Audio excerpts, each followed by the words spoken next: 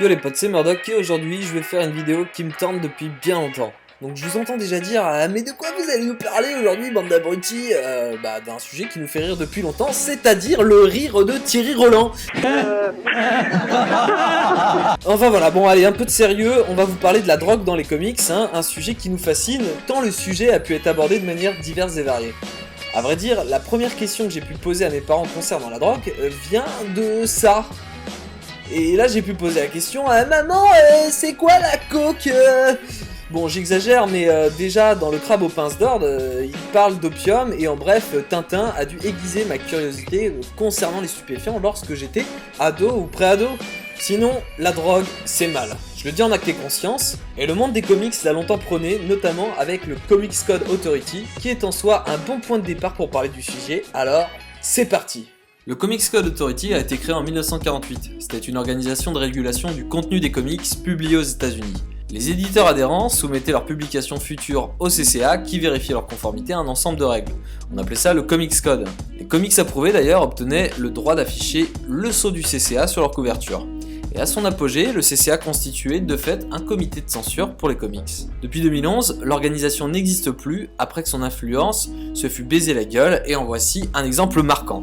En 1971, Stan Lee est contacté par le ministère de la Santé américaine qui va lui demander de réaliser un comics sur les dangers de la drogue. Donc Stan Lee accepte et écrit une histoire de Spider-Man dans laquelle un ami de Peter Parker devient dépendant des pilules.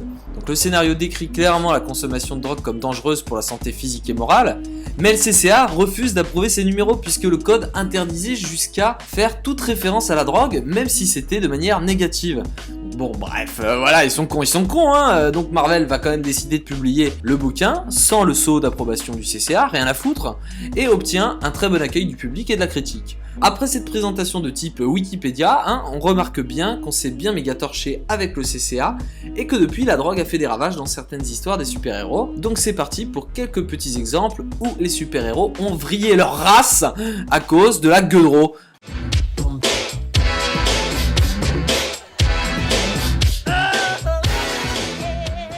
Si vous connaissez pas Ultraman, c'est l'équivalent de Superman sur Terre 3. C'est un bad boy, la preuve en est qu'il est totalement accro à la kryptonite verte, qui lui, le rend plus fort. Son obsession... Et tu te fais une grosse race de con avec de la kryptonite pour se doper et prouver... Un jour je serai le meilleur dresseur, je me battrai sans répit... Bon, en soi, dominer absolument tout le monde. Bon, si vous avez lu Justice League New 52, vous savez alors que tout ça ne lui a pas forcément réussi.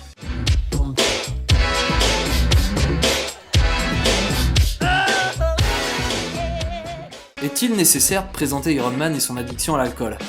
Pas vraiment, Voilà un mec qui pisse dans son armure parce que c'est fun. You know, the question I get asked most often is, Tony, how do you go to the bathroom in the suit? Just like that. Et ça me semble être assez représentatif du bordel. Puis dans les comics, il pousse le truc jusqu'à la dépravation totale du bonhomme. Le mec va quitter son entreprise, vivre dans la rue, bref c'est pas Jojo. Et ça je l'ai pas lu, mais si vous voulez lire, ça se passe dans le run qui s'appelle Demon in a Bottle par David Michelinie et John Romita Jr.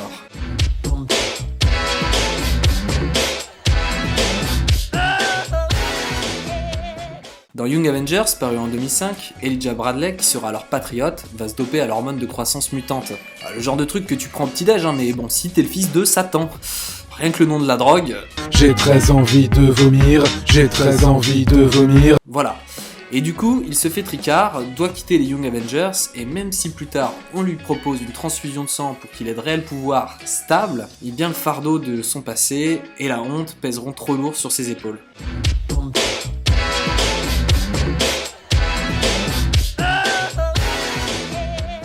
Bane, le Venom, le mec se shoot H24 pour devenir encore plus monstrueux que monstrueux, et on pourrait se dire ouais mais bon il est pas addict. Et non, dans Batman Rebirth il tente une espèce de cure de désintox chelou avec le psychopirate qui l'aide mentalement à passer sa dépendance, mais regardez-moi cette réaction de toxico après que Batman lui ait brisé le dos. Et ben voilà, c'est pas propre tout ça. Du sale comme Jaja m'amène du sale comme Jaja.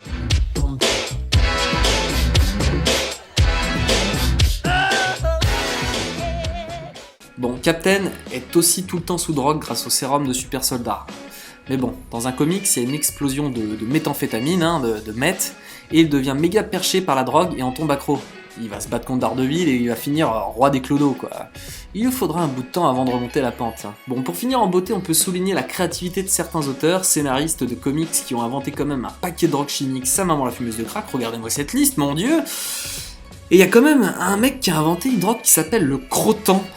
Non mais j'imagine bien cet enfoiré d'épouvantail, qui est d'ailleurs le pire dealer de l'histoire des comics, te dire salut, tu veux du croton ? Non. Avec tout ça les gars, on a bien fait le tour de la chose, et avant de se quitter, j'avais quelques petites précisions importantes à vous faire. Bon écoutez, déjà pour commencer, un petit hashtag balance ton croton dans les commentaires, ça me ferait marrer, histoire d'en savoir un petit peu plus sur cette drogue. Et en plus de ça, sachez, Jean-Kévin, je n'ai pas oublié Batman. Jean-Kévin, je n'ai pas oublié Deadpool. Jean-Kévin, je n'ai pas oublié un tel qui a pris telle drogue, d'accord ? Je vais faire un volume 2, détends-toi. Voilà, sinon tu peux danser le hip-hop sur un tracteur, ça me fait plaisir. Et je te dis à la prochaine, je te fais des gros bisous, je vous fais des gros bisous, ciao.